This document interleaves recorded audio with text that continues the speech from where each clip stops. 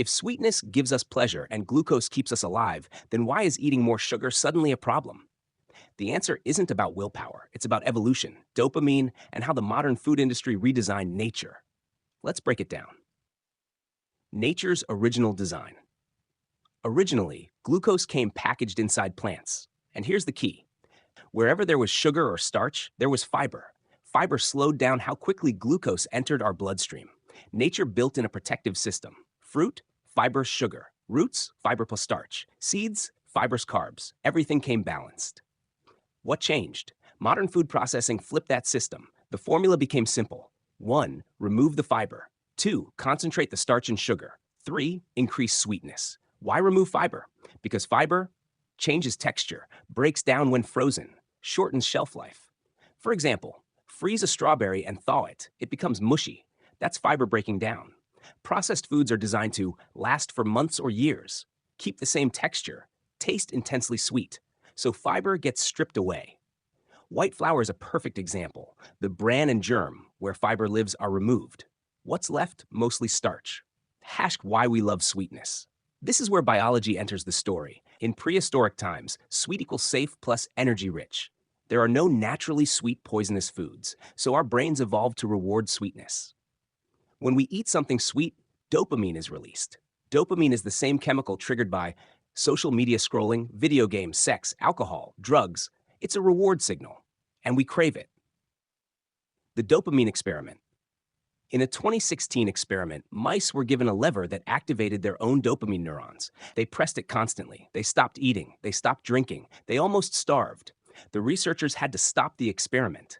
That's how powerful dopamine is. Sweet foods are an easy dopamine trigger. This isn't about weak willpower. It's ancient brain wiring.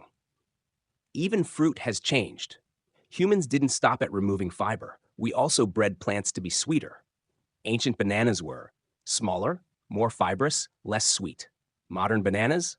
Softer, sweeter, less fiber. Same with peaches, tomatoes, and many fruits. Then came table sugar. By boiling sugarcane and crystallizing the juice, humans created 100% sucrose. Over time, sugar became cheaper, more available, more concentrated. From seasonal fruit to rare 1800s candy to today's 94 plus pounds of sugar per person per year. That's a massive shift. The real issue. Fruit and candy both contain sugar. But candy is super concentrated sugar without fiber. That concentration changes everything because nature designed sweetness to be rare and balanced. Modern food made it constant, intense, everywhere. Your brain still reacts like you're in the Stone Age. So when you reach for a candy bar, it's not a moral failure. It's evolutionary programming. So what's the problem? We need glucose. It fuels movement, thinking, living. But like water or oxygen, too much becomes harmful. There is a just right zone. Beyond that, excess glucose begins to damage the body, often silently. And that's where the real danger lies. Core message. We don't eat more glucose today because we're weaker. We eat more because fiber was removed, sugar was concentrated, plants were bred for sweetness. Dopamine keeps rewarding us. Sugar became available everywhere. Modern food hacked ancient biology. Understanding that changes everything. Half outro. If sweetness feels irresistible, now you know why. It's not just taste, it's chemistry, it's history, it's evolution. In the next part, we'll explore what too much glucose actually does inside the body and why balance matters.